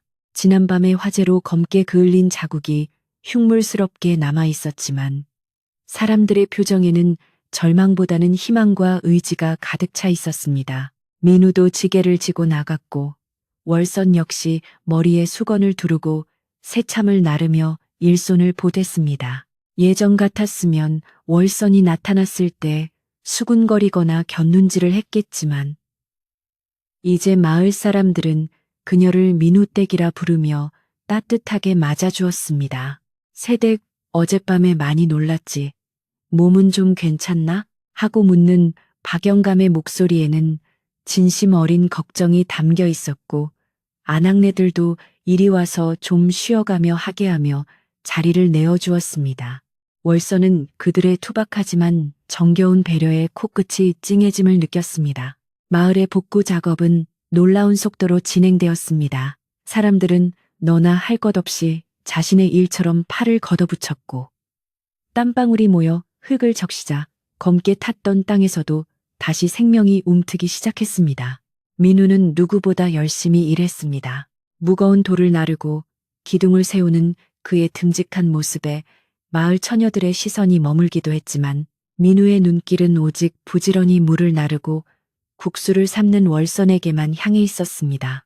칠성이 떠난 자리는 금세 잊혔고 그 자리를 서로를 위하는 이웃 간의 정이 채웠습니다. 사람들은 휴식 시간에 둘러앉아 막걸리 잔을 기울이며 이번 액돈으로 우리 마을에 큰 복이 올 모양이야 하며 껄껄 웃었습니다. 그 웃음소리가 산울림이 되어 메아리 칠 때마다 마을의 공기는 더욱 훈훈해졌습니다. 계절은 어느덧 여름의 끄트머리를 지나 선선한 바람이 부는 가을로 접어들었습니다. 산골 마을의 가을은 하늘이 높고 푸르러지며 들판이 황금빛으로 물드는 풍요의 계절이었습니다. 민훈의 밭에도 결실의 기쁨이 주렁주렁 매달렸습니다. 월선의 손길이 닿은 고추는 태양을 닮아 붉게 익었고 호박은 넝쿨째 굴러들어올 만큼 크고 실했으며 텃밭의 배추는 속이 꽉 차올랐습니다. 무엇보다 놀라운 것은 논농사였습니다. 가뭄과 화재의 위기를 넘긴 벼 이삭들은 그 어느 해보다 통통하게 영글어 고개를 숙인 채 황금 물결을 이루고 있었습니다. 마을 사람들은 입을 모아 칭찬했습니다. 하늘이 돕고 땅이 도왔어. 민훈의 농사가 이 마을에서 제일 잘 됐네 그려. 이것은 요술이 아니라 새벽부터 밤늦게까지 밭을 메고 걸음을 준 민우와 월선의 정직한 땀방울이 만들어낸 기적이었습니다. 수확철이 되자 민훈의 마당은 타작하는 소리로 요란했습니다. 에헤라 디야 풍년 이로새. 흥겨운 노랫가락에 맞춰 도리깨질을 하는 민우의 이마에는 땀방울이 송골송골 맺혔지만 입가에는 웃음이 떠나지 않았습니다. 어머니는 캐마루에 앉아 콩을 고르며 흐뭇한 미소로 아들과 며느리를 바라보았습니다. 곳간의 쌀가마니가 차곡차곡 쌓여가는 것을 보는 것만으로도 배가 부른 듯 했습니다. 월선은 새참으로 쪄낸 고구마와 시원한 식혜를 내오며 일꾼들의 기운을 북돋워 주었습니다. 그녀의 얼굴은 햇볕에 건강하게 그을려 더욱 생기가 넘쳤고 이제는 산골 아낙네의 모습이 제법 자연스럽게 어우러졌습니다. 예전에 그 차갑고 신비로웠던 분위기 대신 흙내음과 사람 냄새가 나는 푸근한 여인이 되어 있었습니다.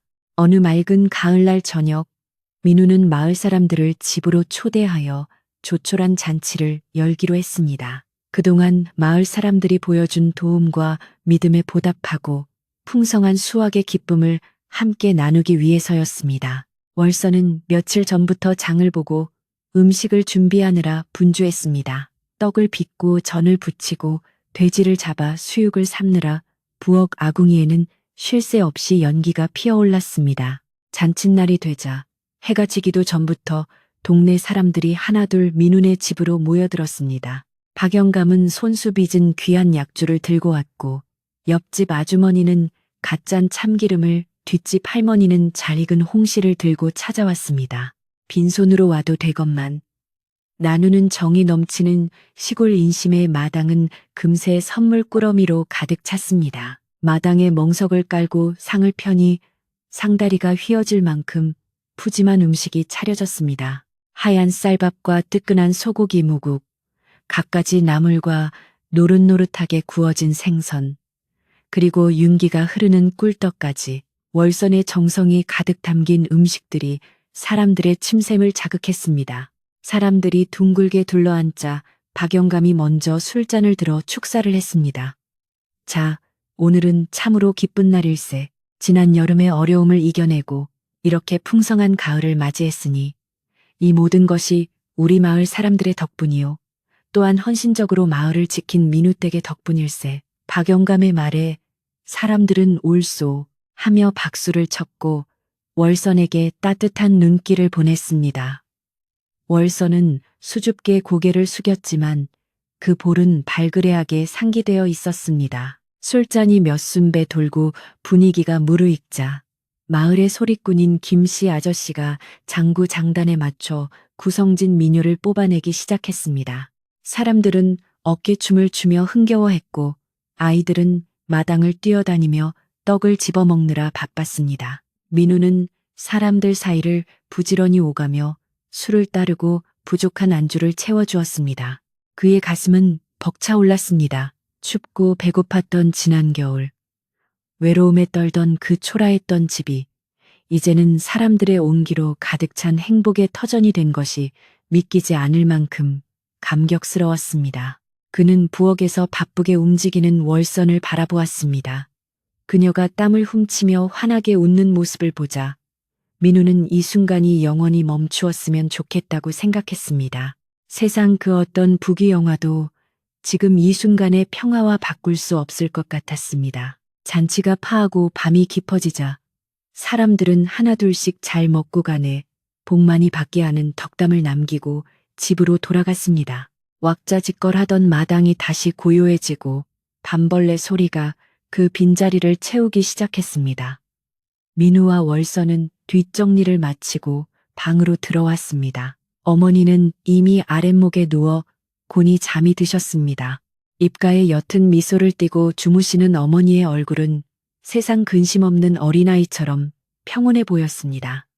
민우와 월선은 조용히 작은 밥상을 펴고 마주 앉았습니다. 손님들을 대접하느라 정작 자신들은 제대로 먹지 못했기에 늦은 저녁을 함께하기 위해서였습니다. 상 위에는 남은 나물 반찬과 식은 국뿐이었지만 두 사람에게는 임금님의 수라상보다 더 귀한 밥상이었습니다. 민우가 숟가락을 들며 월선에게 말했습니다. 고생 많았어. 하루 종일 불 앞에 서 있느라 다리도 아프고 힘들었지.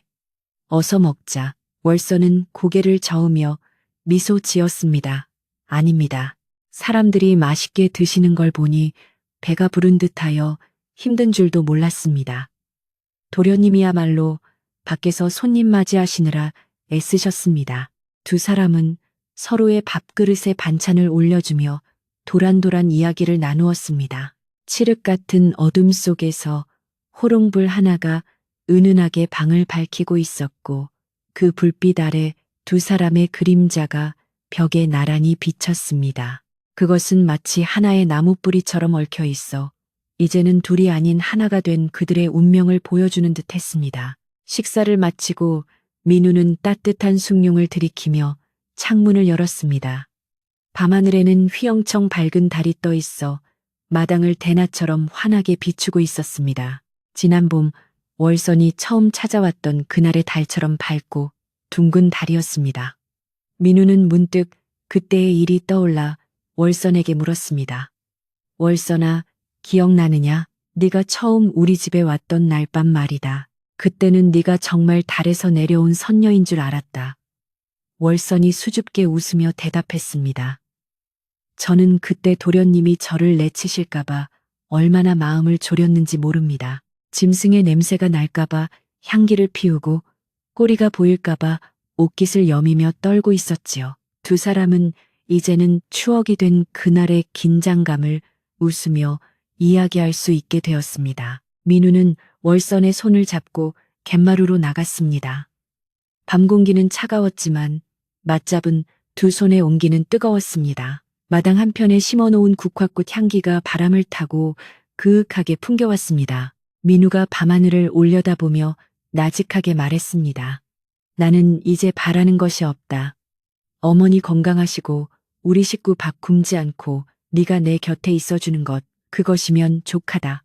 칠성이 가져다 준 보물 상자가 없어도 나는 이미 세상에서 가장 큰 보물을 가진 부자다.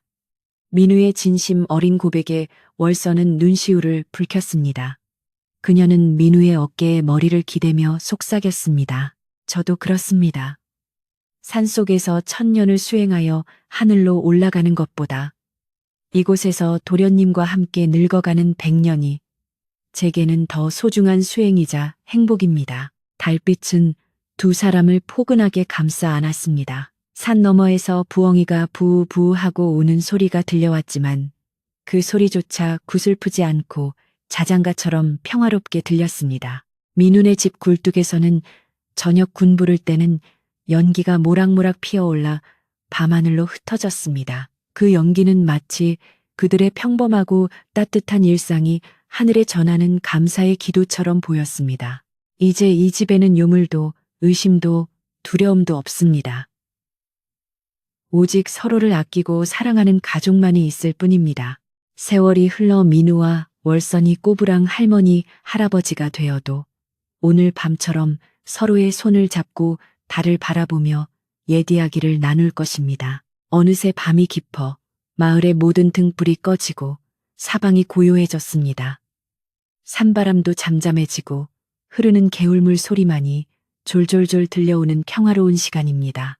민우와 월선도 방으로 들어가 이불을 펴고 자리에 누웠습니다. 따뜻한 아랫목의 온기가 등허리를 찢어주고 하루의 피로가 눈 녹듯 사라지며 스르르 눈꺼풀이 무거워집니다. 어머니의 규칙적인 숨소리, 창호지 문을 은은하게 비추는 달빛, 그리고 곁에 누운 사랑하는 사람의 온기, 이보다 더 완벽한 밤이 또 있을까요? 여러분도 이제 그만 모든 걱정과 근심을 내려놓으세요. 민훈의 식구가 겪었던 그 모진 비바람 끝에 찾아온 따뜻한 평화처럼 여러분의 내일도 분명 맑고 고요할 것입니다. 오늘 밤은 흰 여우가 물어다 준 복주머니 같은 꿈을 꾸시길 바랍니다. 꿈속에서는 잃어버렸던 소중한 것들을 다시 찾고 그리운 얼굴들을 만나 웃음 짓게 될 것입니다. 자, 이제 이야기꾼도 물러갈 시간입니다. 저기 멀리 산사의 풍경 소리가 은은하게 들려오는군요. 부디 편안한 밤, 깊은 잠 주무시기를.